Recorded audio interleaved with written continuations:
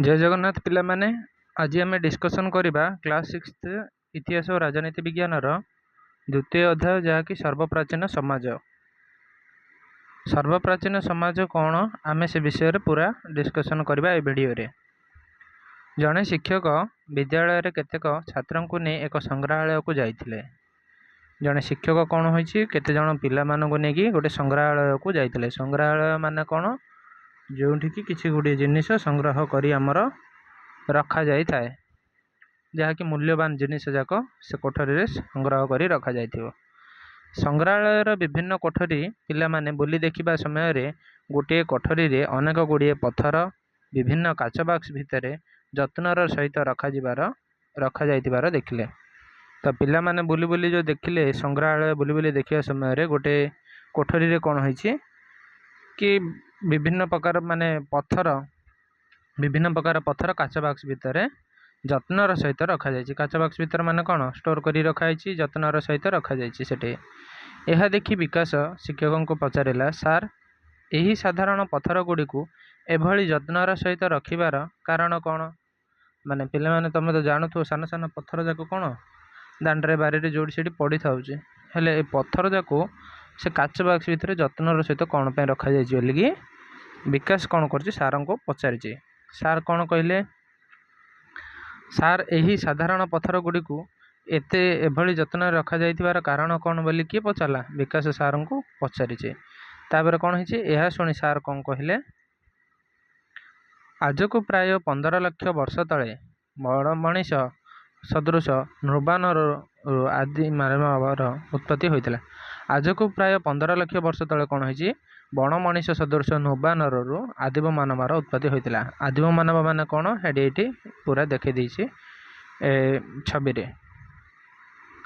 तो देखिबार ठु पिला माने आज को प्राय केते लाख 15 लाख वर्ष तले कौन होइतिला कि बण मनीष सदृश नृबानर आदिम मानवर उत्पत्ति होइतिला। सेमानकर बुद्धि केवल खाद्य संग्रह और निजर सुरक्षा पर्यंत सीमित थिला। सेमानकर बुद्धि कौन थिला खाद्य संग्रह करिवे आ निजो केमिति सुरक्षा देबे सेटा तांकर माने गोटे बुद्धि थिला।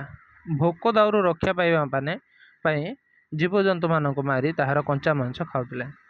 जेतेबेले आदिम मानव जेतेबेले जो भोक लागुथिला सेतेबेले से कोन करथुला भोक दाउरू रक्षा पाइबा पई आमे बेकिन भोक हेले भात डाली तरकारी जहाँ किसी खाऊँ बजार में जदि आम देखु भोक लगे चिप्स फिप्स सब खाई दूचु।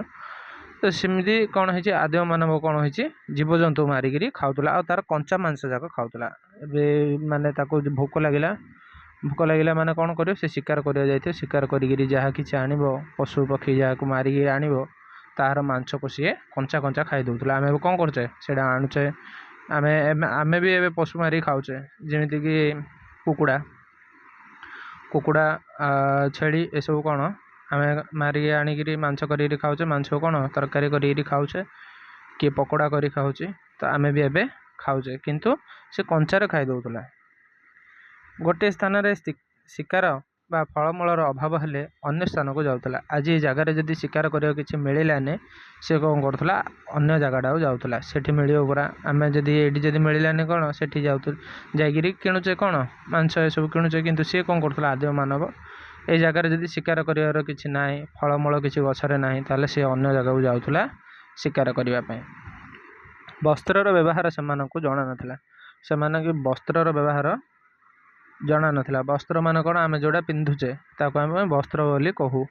तो वस्त्र मान कौन सार्ट पैंट आम जमी जो पिंधुचे सेमती से सार्ट पैंट ए सब किछि पिंधियार जणा नथिला। सार्ट पैंट कौन से तो किछि नथिला तांके पिंधिबे कौन तो सेमानकु किछि जणा नथिला।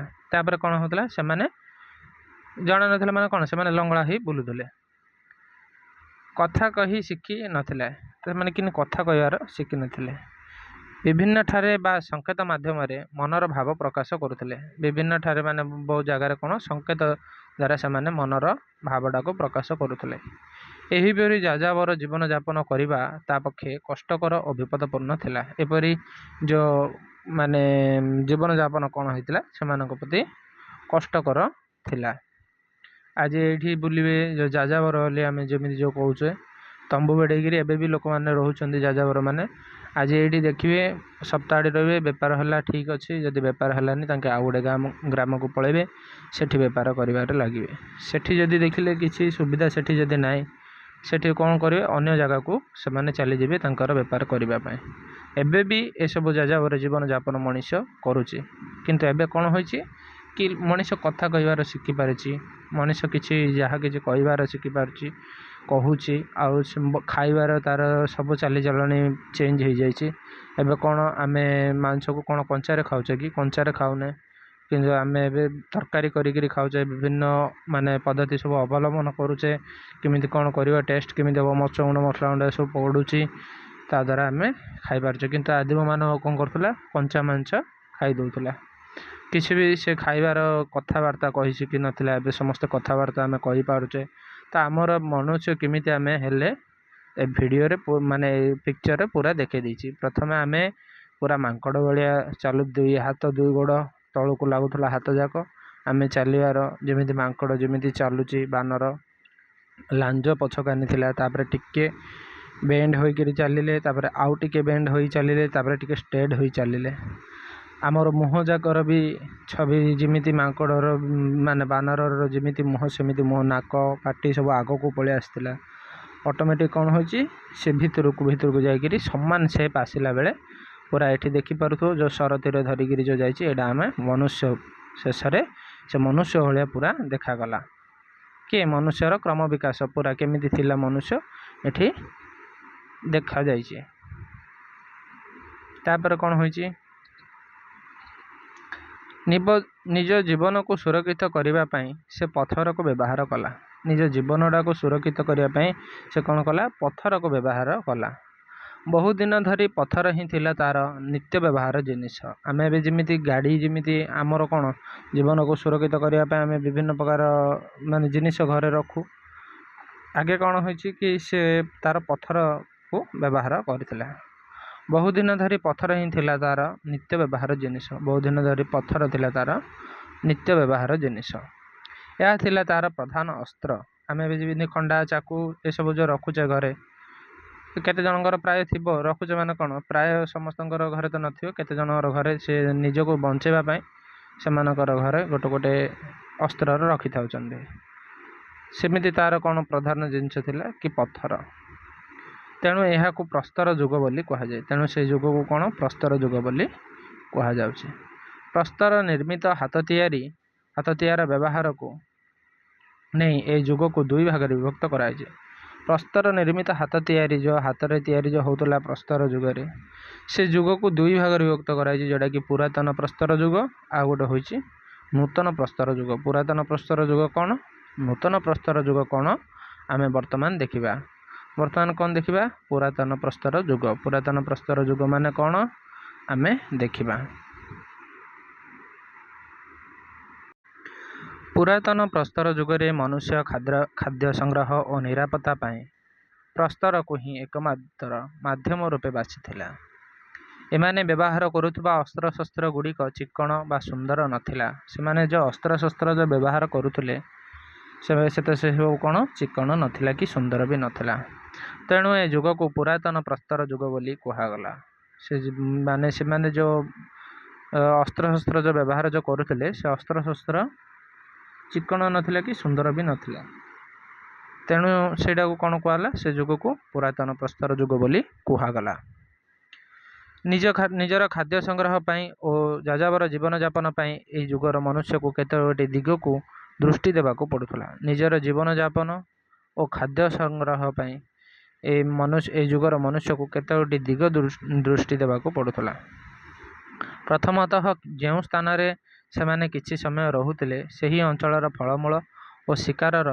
अभाव देखादेले सेमाने से स्थान छाड़ी अन्य स्थान को चली जाउतिले तो कौन होइछि कि जो स्थान रे जो रोउतिले सेठी गछरे फलमूल जदि अच्छी ठीक अच्छी से सब शिकार करिकिरी खाइबार तो फलमूल गछर तोली खाइबे आ जो पशु पक्षी शिकार करेंगे शिकार करिकिरी खाइबार किंतु जो जगार किसी मिलू नथिला से स्थान रे देखिले आज 5 दिन है शिकार है तापर आ किसी मिलानी खाइबा को से स्थान रे किछि आ नाही तो से कौन कले से स्थान छाड़ी अन्य स्थान को चली जाउतले द्वितीयतः ऋतु अनुଯାयी विभिन्न गछरे विभिन्न फलमूल देखा जाउतला ତ ଋତୁ ଅନୁଯାୟୀ ଯେମିତି ଖରାଦିନ ଆଇଲେ ଆମ୍ବ ହେବ, ତ ସବୁଦିନେ ତ ଦେଖାଯିବନି ନା ଆମ୍ବ।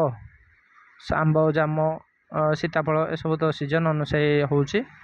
ତ କ'ଣ ହେଇଛି, ଋତୁ ଅନୁଯାୟୀ ଫଳ ଯାହା ଦେଖାଉଥିଲା, କ'ଣ ସବୁଦିନ କ'ଣ ଆମ୍ବ ରହିବ କି?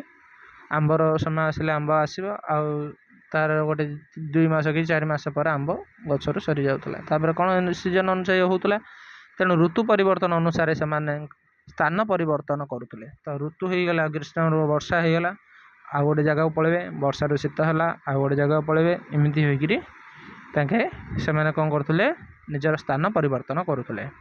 ତୃତୀୟରେ ପ୍ରଚୁର ଜଳ ଓ ଉର୍ବର ଚାରଣ ଭୂମି ପାଇଁ ନଦୀକୂଳ ପଶୁପକ୍ଷୀମାନଙ୍କ ବାସସ୍ଥଳୀ ହୋଇଥିଲା। ତୃତୀୟରେ କ'ଣ ହେଇଛି, ପ୍ରଚୁର ଜଳ ଓ ଉର୍ବର ଚାରଣ ଭୂମି ପାଇଁ ନଦୀ କୂଳରେ ପଶୁପକ୍ଷୀମାନେ ରହୁଥିଲେ। ତେଣୁ ପଶୁପକ୍ଷୀ ଶିକାର କରିବା ପାଇଁ ଏମାନେ ନଦୀ କୂଳକୁ, ଅନ୍ୟ ନଦୀ କୂଳକୁ ଚାଲି ଯାଉଥିଲେ। ଗୋଟିଏ ନଦୀ କୂଳରୁ ଅନ୍ୟ ନଦୀ କୂଳକୁ କମେଇ ଯାଉଥିଲେ କି ନଦୀ କୂଳରେ କ'ଣ ପ୍ରଚୁର ପରିମାଣରେ ପ୍ରଚୁର ଜଳ ଓ ଉର୍ବର ଚାରଣ ଭୂମି ଥିବାରୁ ସେଠି କ'ଣ ହେଲା, ପଶୁପକ୍ଷୀମାନେ ବହୁତ ବାସ କରୁଥିଲେ। ତେଣୁ ସେମାନେ କ'ଣ ପଶୁପକ୍ଷୀକୁ ଶିକାର କରିବା ପାଇଁ ଗୋଟେ ନଦୀ କୂଳରୁ ଅନ୍ୟ ନଦୀ କୂଳକୁ ଚାଲି ଯାଉଥିଲେ। ତାପରେ କ'ଣ ଦେଇଛି, ଆଦିମାନବମାନେ କାହିଁକି ପଥର ହାତ ତିଆରିର ବ୍ୟବହାର କରୁଥିଲେ, ଚିନ୍ତା କରି ଲେଖ। ହାତ ହତିଆର ମାନେ କ'ଣ?